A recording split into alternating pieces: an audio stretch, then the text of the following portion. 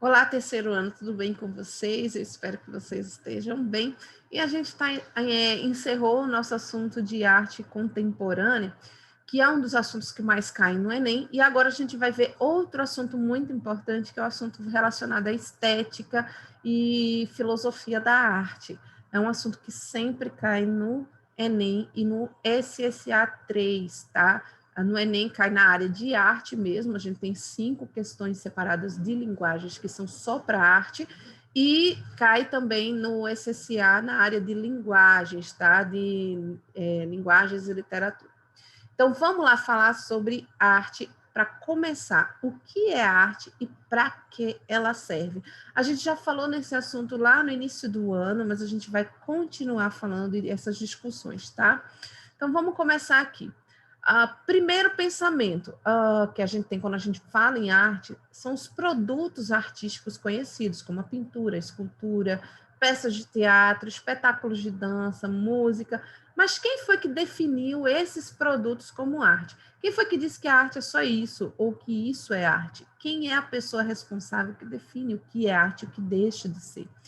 Em primeiro lugar, lá desde a Grécia Antiga, que se começa a discutir sobre estética, tá? A arte ela está ligada diretamente à estética.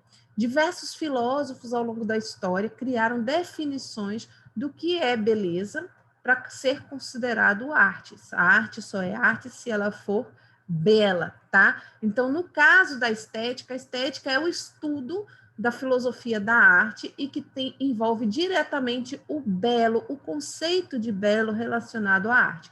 Então, como definir algo que a gente não consegue enquadrar dentro desses produtos? Como é que a gente vai saber o que é isso? Como é que a gente vai estudar isso? Isso vai depender, gente, do período que a gente vive, da cultura, de muita coisa, tá?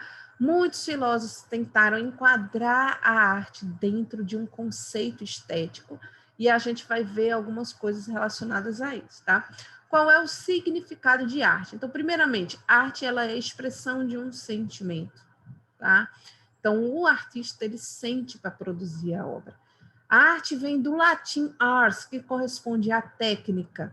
Então, no latim, lá atrás, na Roma antiga, se definia que a arte era algo que precisava de uma técnica para ser feito.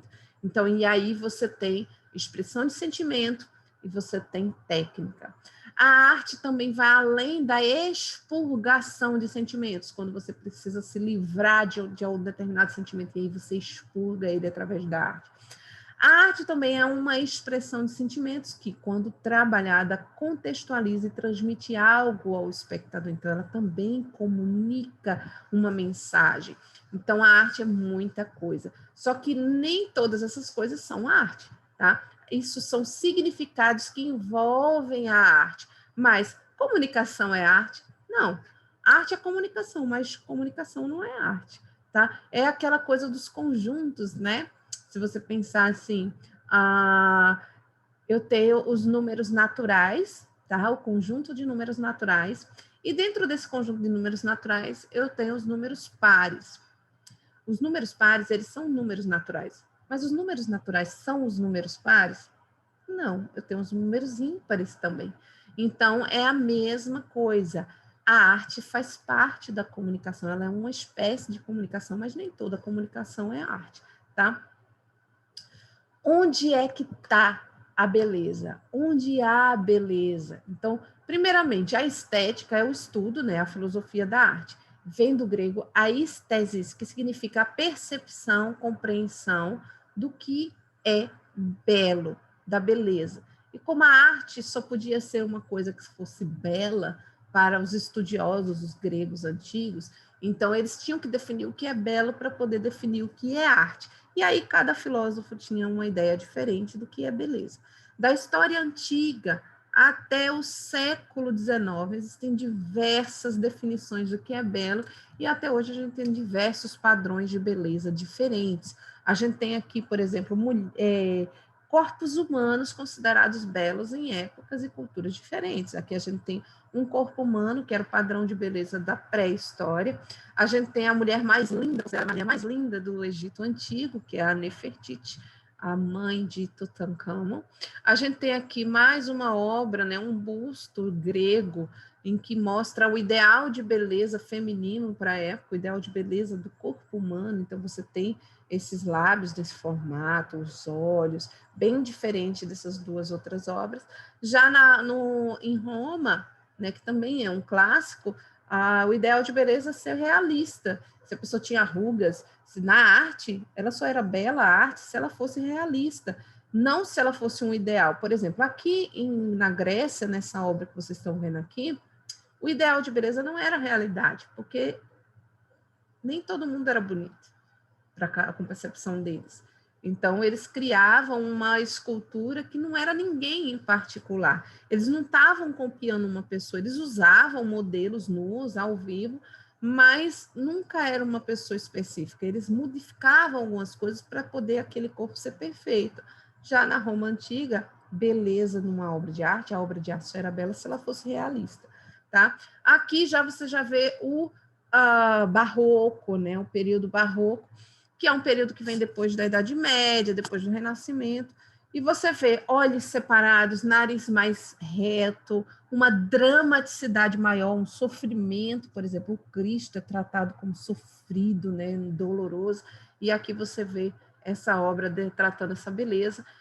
Aqui você já vê uma cultura africana, né, as máscaras africanas, como era o ideal ali, o que era belo para cada um, não só de padrão de beleza físico, mas de padrão de beleza na arte, o que era considerado belo artisticamente falando, tá? Então, vamos ver alguns filósofos que eles pensavam a respeito disso. Então, Platão, ele associava o belo para além da compreensão humana no mundo dos sentidos. Então, o ser humano, ele não conseguia captar a beleza, não do jeito que deveria. Então, sempre ficava faltando alguma coisa. Por quê? Porque o ser humano era imperfeito, né? Então, ele era incapaz de julgar se uma coisa era bela ou não. A beleza, ela estava associada à essência ideal em um mundo que estava, tipo, acima da nossa compreensão humana. Então, a beleza, ela era demais para a nossa compreensão. A gente até podia tentar criar algo belo, uma obra de arte bela, mas mesmo que a gente conseguisse, a gente não ia conseguir captar a beleza essencial daquela obra, justamente porque nós não éramos, não tinha como julgar, porque o belo é perfeição e o homem é imperfeito. Essa é a ideia de Platão. Aristóteles, que era discípulo de Platão, já tinha uma ideia diferente. Para o homem aprender o belo, ele tinha que ter capacitação das técnicas. Então, quanto mais técnica ele tivesse para produzir uma obra, mais bela essa obra ia ser. Então, a obra tinha que ser resultado de 3 coisas: ordem, grandeza e simetria.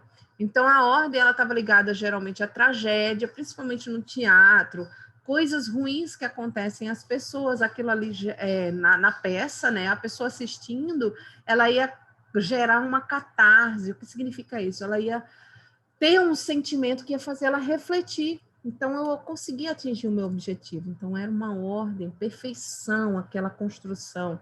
A simetria estava ligada às artes visuais. Então, uma escultura e uma pintura, elas tinham que ser simétricas, né? E a grandeza estava ligada ao conceito. Então, a representação do que deveria ser e não a imitação do que era. Então, era uma beleza idealizada que qualquer pessoa poderia adquirir se tivesse essas 3 coisas e ela tivesse bastante técnica para produzir. Depois que passou ali a Antiguidade, aí vem a Idade Média com o Império Romano, aí depois do Império Romano, aí você tem lá as arte cristã, né? E até a Idade Gótica ali no final, e vem o Renascimento. O Renascimento é um período em que eles colocam a arte como um campo das ciências. Então, eles estudam a arte como um cientista estuda algo. Então, eles têm um retorno a essa ideia dos filósofos gregos, e por isso que eles chamam de renascimento, que é um renascimento cultural, um renascimento científico. E eles negam, eles abandonam as ideias que se tinha na Idade Média, que eles são os renascentistas, né, que dão esse nome à Idade Média de Idade das Trevas, porque se punia muito naquela época, e se atrapalhava muito o conhecimento e o estudo artístico, porque estava sempre se produzindo coisas para a religião. Então, aqui eles retornam às ideias que eram na época, né, da antiguidade grega e romana, e aí tem aquelas mesmas ideias de que a beleza estava associada a técnicas normativas, que é a ideia de Aristóteles. Então, ele vem com 4 itens que precisa ter para uma obra ser considerada bela, que é a ordem, a simetria, a proporção e graça. Então, aqui você tem uma obra do Renascimento que é extremamente simétrica e proporcional, ela tem matemática aí, se você ligar todas essas linhas, elas vão dar num ponto central, que é o rosto de Cristo, enfim, tudo isso é matemático. Essas normas, elas tornavam a obra agradável e independiam da visão ou da sensação do espectador. Outro período que também foi em busca dessa época, depois do Renascimento a gente teve o Barroco, que negava isso tudo, e depois do Barroco vem o neoclassicismo, que volta de novo com essa ideia clássica. Então, é o neoclassicismo ou o novo clássico. Então, ele vem buscar essas técnicas novamente e ele busca a qualidade das técnicas normativas que definiam se a obra era mais ou menos agradável. A obra só seria agradável às pessoas se elas fossem simétricas, se elas tivessem proporção, se elas fossem ordenadas. Então, aqui nesse quadro do neoclássico, você vê que a obra é dividida em 2 partes iguais. Você tem um centro, você tem aqui atrás, no fundo da obra, você tem 3 arcos, um no centro e outro de cada lado. Você tem 3 pessoas desse lado e 3 pessoas desse, 4, né? Mas elas praticamente estão juntinhas aqui. Uma pessoa no centro, essas espadas que dividem a obra em 2 partes. Então, você tem essa coisa da simetria, que causa uma certa agradabilidade aos olhos de quem vê. Então, tanto o Renascimento quanto o neoclassicismo buscavam a pureza formal que trazia, né, equilíbrio. Aí a gente vem aqui para o século XIX e algumas pessoas que tinham pensamentos a respeito disso. Então, a gente tem Alexander Baumgarten. Ele utilizou a palavra, ele criou a palavra aestética. A gente tinha aístesis, né? E agora a gente tem a palavra aestética, que defendia ser a percepção pelos sentidos, né? Então, você percebia uma obra através dos 5 sentidos e não somente dessas técnicas normativas, e ele vem aprofundar o significado de aístesis e recolocar a definição de belo. Então, para ele, o belo não estava somente na obra em si, como Platão dizia que tinha que ter, que a obra se era magnífica, nem o ser humano conseguiria pegar, né? Aristóteles que dava aquelas 3 normas, né? E o classicismo, 4 normas. Então, a técnica, tudo isso tem a ver com a obra, com o produto final. Mas para Alexander Baumgarten, ela estava no conhecimento sensível da pessoa que está olhando para a obra. Então, o sujeito ele deveria ser educado desde a infância para ter um gosto refinado e ser criativo, para que ele pudesse achar uma obra bela. Então, se a pessoa não achava aquela obra bela, aquela obra não ia ser bela para ele, então era mais subjetivo. Então, ele acreditava que se a pessoa fosse educada, ela fosse educada para ter um gosto refinado, então a obra ia ser bela, ia encontrar, haveria essa relação de beleza aí. Ainda tem uma ideia da educação da pessoa e da obra ser bela, né? Aí. David Hume foi o primeiro filósofo a relacionar o belo ao subjetivo. No caso de Alexander, ele tinha a ideia que a beleza ela não era subjetiva. Ela dependia do sujeito, mas ela não era subjetiva. Bastava o sujeito estudar para ele achar aquela obra bela. Já David Hume ele achava que a obra poderia ser bela em vários níveis e que cada pessoa podia achar ou não bela, independente de se a pessoa estudasse ou não, porque tinha a ver com sentimento. Ele entendia que entendimento e sentimento são coisas diferentes e o sentimento está sempre certo, pois não temos outro referencial senão o próprio sentimento.